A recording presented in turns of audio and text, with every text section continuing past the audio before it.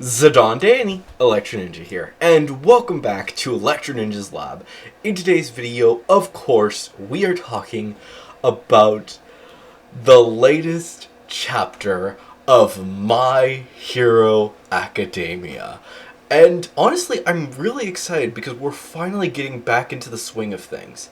Looking like it's going to be basically every week we will be getting more My Hero Academia. And Vigilantes is also happening this week, so I'm looking forward to that. But anyways, like I said, this video is of course about the latest chapter of My Hero Academia, which is exactly what I said that there would be. And that, of course, is the Breakout arc. Oh my gosh, this is absolutely ridiculous. I kind of thought one of two things would happen. One, there would be a relaxing arc to basically get everything wrapped up from this war arc and basically just calm everyone down from what has happened. That was one of the options. The other option is that we would have just the breakout arc happen immediately. And honestly, what I was expecting it to be was for it to be a multi-chapter thing. Basically to show how the villains got in, broke everyone out, and all of this stuff. But in actuality, it is the quickest thing that you would ever believe. Frickin' Shigaraki and his team are breaking in, basically, causing a whole bunch of mayhem, including cutting the power, and then frickin' One for All comes in, or All for One I mean, comes in and is just like, alright, time to break everyone out, and then starts breaking them out from the inside, coming up, and it's honestly just an insane thought to me, to just know that so much work went into this, that he was able to, while his people on the outside are weak and injured, he was able to freaking just plan this entire thing so that he could get all of them out in so little time, maybe only like a few minutes, maybe an hour or two. But the fact is that it did not take long at all, which definitely gives me pause. The fact is that we don't really know what is going to be the future of the series. Could they possibly continue the story having all of the heroes continue to fight? Absolutely yes. But the problem is that right now we need Deku to train. He needs a lot of training. He's not ready to take on All for One, nor is he ready to take on Shigaraki in his current state. The fact is that he needs to learn how to use his quirks, and he needs to, well, recover from this battle.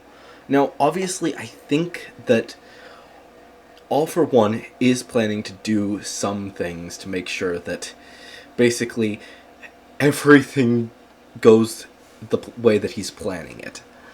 He still needs to get the remaining League of Villains members that were captured recently and get them back and get ready to deal with that whole situation.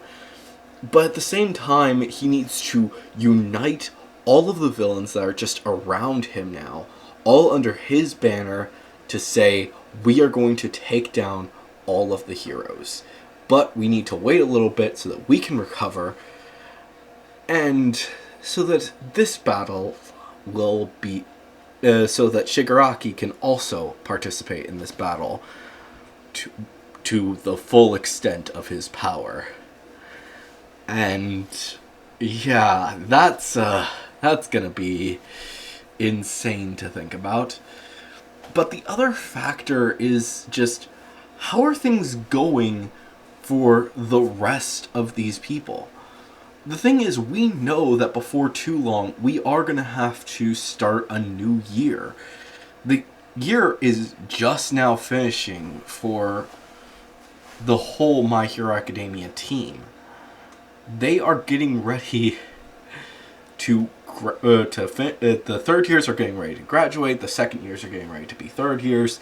The first years are getting ready to be second years, and a whole bunch of newcomers are about to enter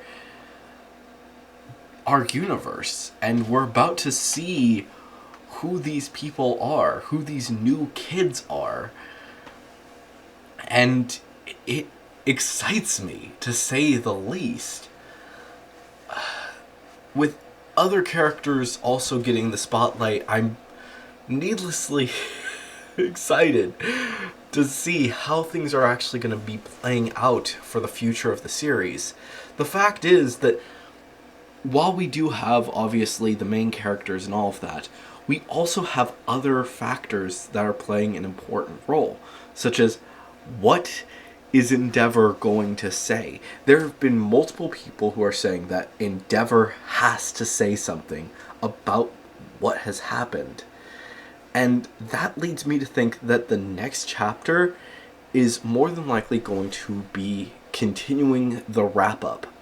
Basically, the actual arc that we're getting is actually going to be the wrap-up arc. Basically, taking care of everything that has happened and helping people to recover.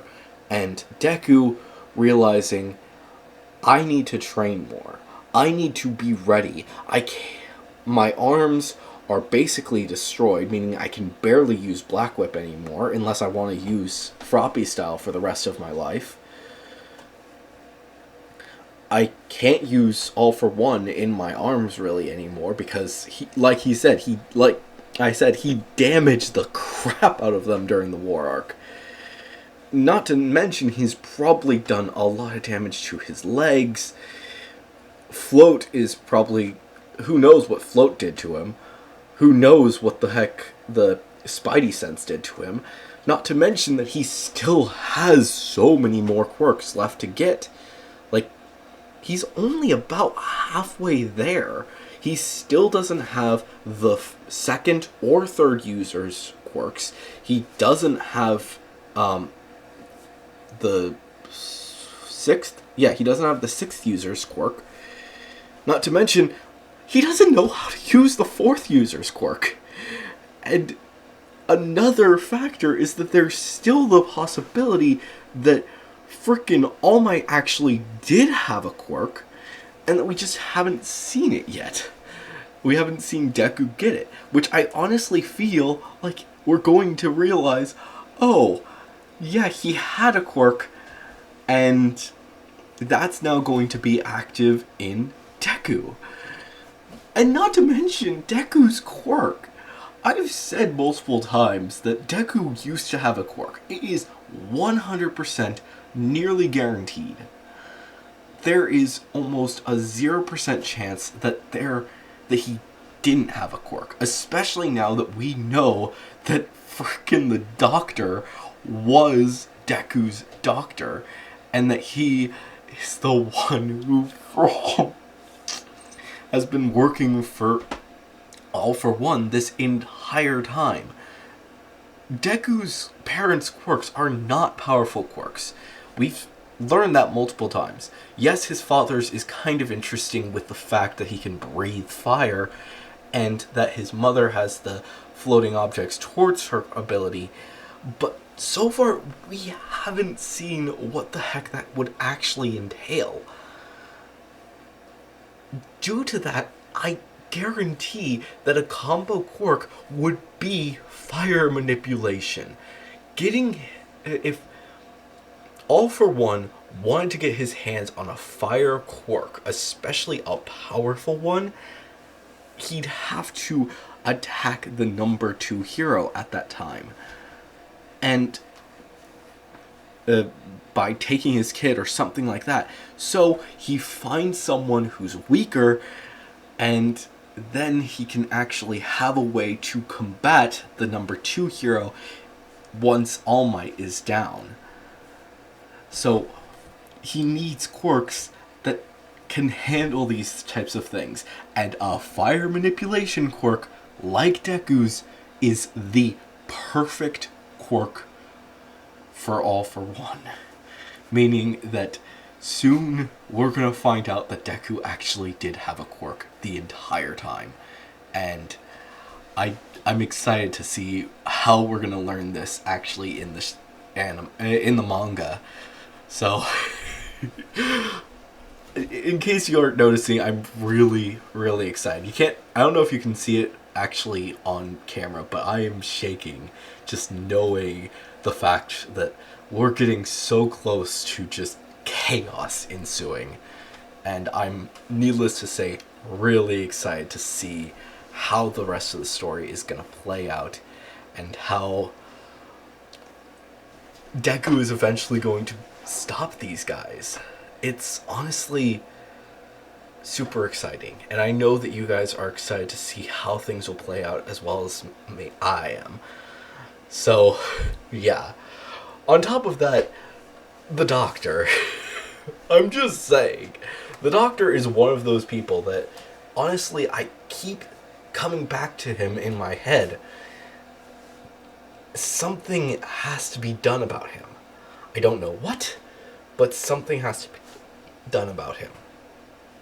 And, yeah. Now, obviously, there are a lot of other things that I am looking forward to seeing how they're going to handle them, such as, such as a lot of the villains that we've seen in the past that aren't necessarily evil, but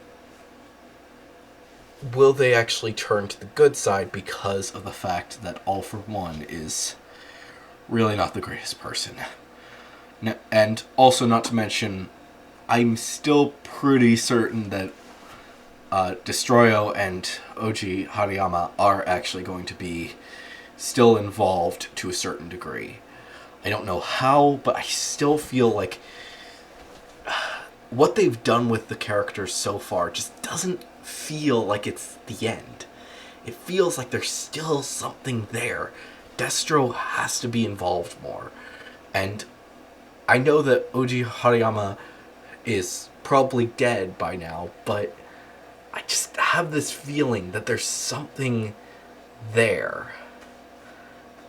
Mr. Compress being his great-great-grandson or whatever, yeah, it makes sense, but I feel like there's more to it than that. So I'm looking forward to seeing how things are actually going to play out for that whole situation. But yeah, we'll just have to wait and see how things are going to play out for the rest of the series. But anyways, guys, hopefully you've enjoyed this video. If you have, please leave a like down in the comments. Wow, I said that weird. Leave a like if you enjoyed this video. Leave your thoughts and theories down in the comments below. And please leave your theories, because I really want to theorize with people about what the heck is going to be happening for the rest of the series. So, like I said, leave your theories down in the comments below. And if you guys are going to leave a theory, make sure to say theory review somewhere in your comment so that we can talk about it in a future video. And of course, if you are new or you just haven't subscribed yet, please subscribe and ring that notification bell, because it really does help us out a ton.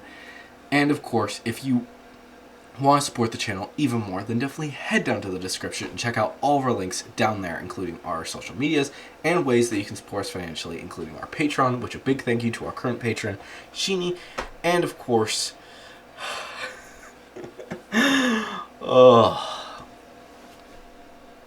check out our merch store, because we do have some cool merch, and I think that you guys are going to enjoy what we're going to be bringing you. But anyways, guys, I've been Electro Ninja, and I will see you guys next time. But on!